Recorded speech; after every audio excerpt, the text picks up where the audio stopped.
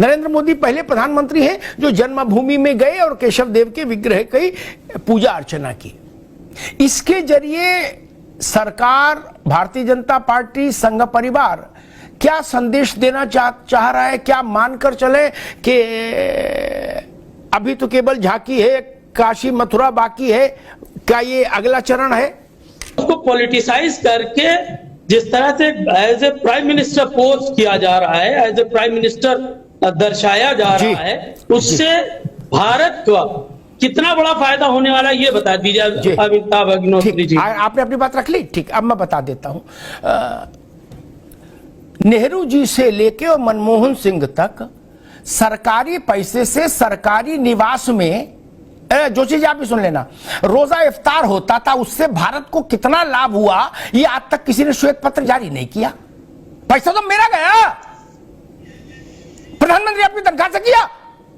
राष्ट्रपति, अरे रुकिए राष्ट्रपति, रुकिए भाई, आप तो दूर से देखे होंगे, मैं जाके अटेंड करके बोल रहा हूं, ठीक है ना?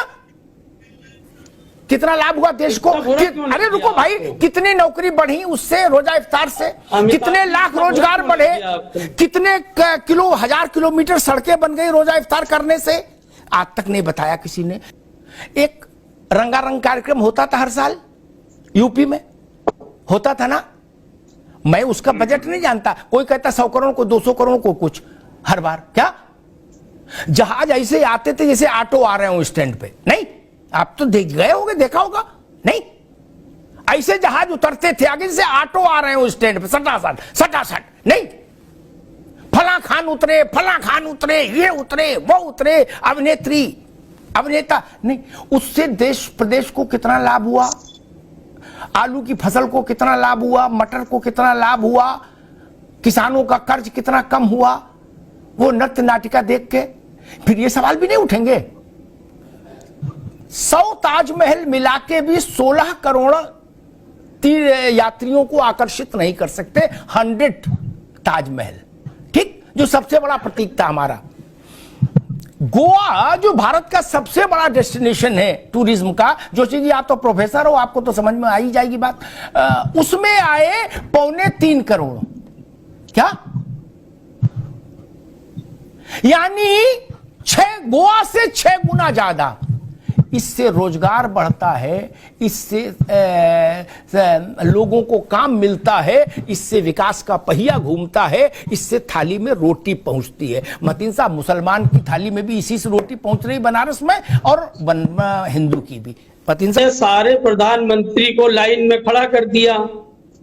वो सेकुलर फैब्रिक को बचा रहे थे, वो नहीं चाहते थे कि आपसी मतभेद हो। मैं हैरान हूं, कैसी सोच है।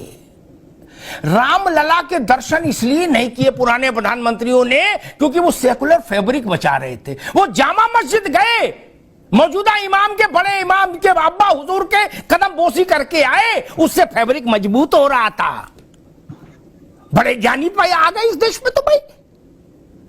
वो अजमेर शरीफ सर पर टोकरा रख के गए, उससे फैब्रिक मजबूत कर रहे थे। फैब्रिक जोड़ो फेविकोल अभियान चला रहे थे। रामलला के दर्शन कर लेंगे तो देश टूट जाएगा।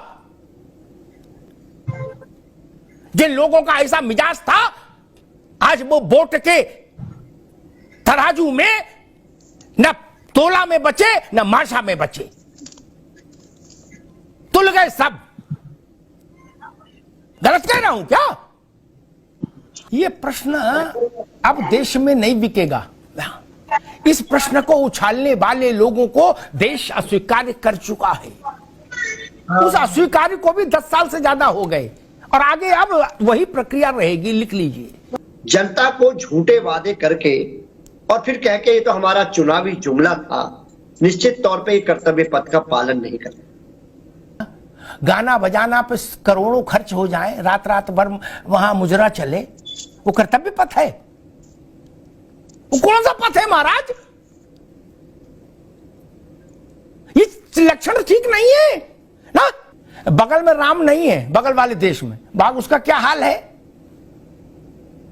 आप तो प्रोफेसर हो। 1947 में जितने हिंदू वहां थे वो बढ़ने चाहिए थे क्या? वो तो नैनो टेक्नोलॉजी में तब्दील हो गए। जोशी जी कहां गए हिंदू? क्योंकि वहां राम नहीं है, इसलिए वहां ये है। अफगानिस्तान में राम नहीं है, वहां सोशल फैब्रिक मजबूत हो रहा है। सीरिया में राम नहीं है, वहां सोशल फैब्रिक मजबूत हो रहा है। अरब में राम नहीं है, सोशल फैब्रिक मजबूत हो रहा है। तमाशा है, तमाशा इस मुल्क में तमाशा है। 80 करोड़ 85 करोड़ की आबादी को लांछित करने का साहस जुटा रहे हैं आप।